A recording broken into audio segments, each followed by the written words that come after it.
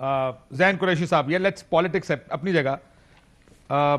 तान की जो आप लोगों की ये पार्टी से आ रही है, मैं I actually want to know this anger does it come from party या मुल्तान के लेट्स काशिफ साहब मुल्तान की पॉलिटिक्स एक मिनट के लिए रखें साइड पे, अब करते हैं थोड़ा सा फैक्ट्स पे बात। हाँ। मूसा गिलानी साहब फरमा रहे हैं कि जी रात की तारीखी में उन्होंने एजेंडा ले आया और रात की तारीखी में छुपा कर बिल ले आया। अर्ज ये है, ये बिल नेशनल असेंबली में पेश हुआ था, नेशनल असेंबली में पाकिस्तान पीपल्स पार्टी ने इसकी भरपूर मुखालफत की थी और उनको पता था। अब जैसे गिलानी साहब एक सीनियर पॉलिटिशियन है, 40 साल से सियासत कर रहे हैं, दीगर इनकी पार्टी के सीनियर रहनुमा सियासत कर रहे हैं, सबको पता है कि अगर असेंबली में एक बिल पास होता है तो अगली सेनेट में आता है और जब भी सेनेट का अगला सेशन होता है उसमें आता है। सेनेट के सेशन में आया, उसमें एजेंडा पे रखा गया। फिर गिलानी साहब का दफ्तर जो कि लीडर ऑफ द ऑपोजिशन का दफ्तर है, वो सेनेटर दिलावर और उनके साथ जो 6 इंडिपेंडेंट सेनेटर्स हैं उनसे मुसलसल राब्ते में होता है। गिलानी साहब के इन्विटेशन के ऊपर सेनेटर दिलावर को बुलाया जाता है।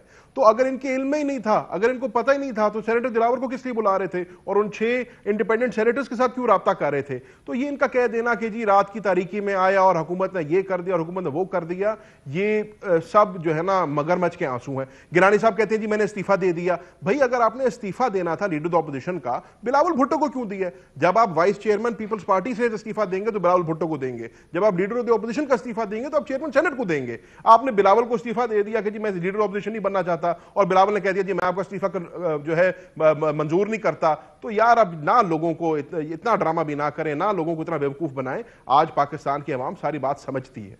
तो जैसे मखदूम साहब ने कहा, इनके खाने के दांत और हैं और चबाने के और हैं, दिखाने के और हैं, चबाने के और हैं। यहां पे वो हो रही है। गिलानी साहब भी यहां पे आके शेर पढ़ रहे हैं, लेकिन हकीकत इनको भी पता है कि अंदर के हालात क्या हैं। आप ये कह रहे हैं कि ये दोनों अपनी अपनी पोजीशंस लेकर बैठे हैं। जैन कुरैशी साहब का ख्याल है अली मूसा के सब पता था, सबको पता है कि हुआ क्या है सेनेट के अंदर खाने। अगर आप बात करें ना नून लीग के सेनेटर से, तो अब आपको मैं एक और बात बताऊं। मुझे एक सेनेटर ने बड़ी इंटरेस्टिंग एक बात बताई। उन्होंने कहा जी मुझे हमें आजम नजीर तारड़ साहब को एक फोन आया, और फोन किसका आया? चेयरमैन सेनेट सिंजानी साहब का। मैं आपको 5 मेंबरान देना चाहता हूं, 5 या 6, व्हाटएवर बाप का नंबर बॉस। वो आप परेशानियां करें, आपको पीपल्स पार्टी की जरूरत नहीं पड़ेगी। नून कहते हैं, हम मुस्लिम लीग नून ने उन्होंने पूछा आगे कि क्या हम ये कर सकते हैं, तो आगे से इनकार हो गया। तो वही मेंबरान गिलानी साहब को वोट डालते हैं, जिसमें दिलावर खान साहब भी शामिल हैं। 4 लोगों के पास कमेटियां हैं, कमेटियों के चेयरमैन, उनमें से 4 लोग हैं जो कमेटियों के चेयरमैन है, जो असूलन पीपल्स पार्टी है, इधर जानी चाहिए थी ये कमेटीज। सो वो नून अब भी, वो हो सकता है पब्लिकली आपको इतना खुल के शायद ना कहें जो बात मैं आपसे कह रहा हूं, लेकिन प्राइवेटली वो आज भी मानते हैं कि इस मामले में ये जो सारी गेम है पीपल्स पार्टी मिली हुई है।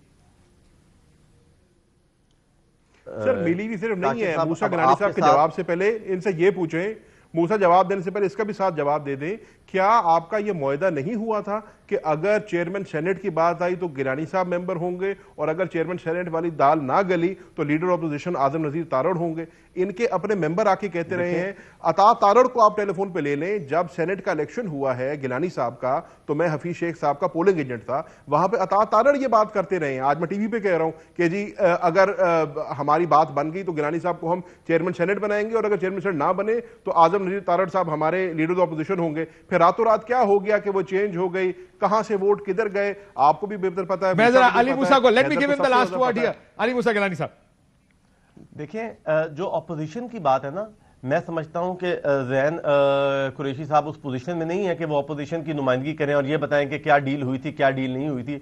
बिल्कुल भी कतन ऐसी डील नहीं हुई थी। मैं तो आपसे सवाल कर रहा हूं, मैं बता नहीं रहा हूं।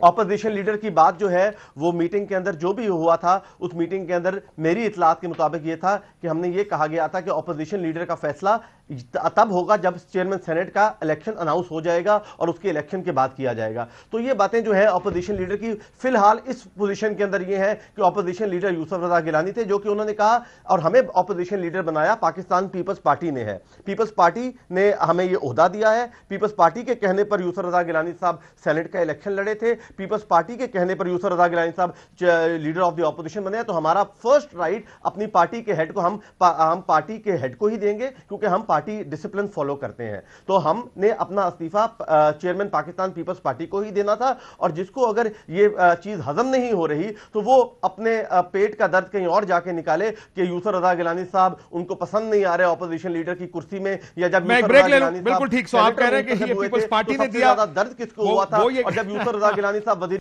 वो ये कह रहे हैं कि अगर आपको प्रॉब्लम थी तो आपको जाना चाहिए था आगे, इस्तीफा लेकर स्टेट चेयरमैन सेनेट को देना चाहिए था। एक ब्रेक लेते हैं नाज़रीन, ब्रेक बाद वापस आएंगे। ये दोनों बड़ी इंटरेस्टिंग स्टोरीज हैं। इफ यू लुक एट ये जो मुल्तान का हल्का है, दो हैवी वेट्स हैं यहाँ पर, यूसुफ रजा गिलानी साहब भी हैं, शाह महमूद कुरैशी, दोनों उनके साहबजादे, दोनों एक्टिव पॉलिटिक्स में। एक इलेक्शन में, शायद बाई इलेक्शन थे if I am not mistaken, Ali Musa Gilani साहब ने 86,000 वोट लेकर शाह महमूद कुरैशी साहब को हराया था। अब जरा टेबल्स टर्न हुए। ब्रेक लेते, ब्रेक के बाद जरा वापस आते।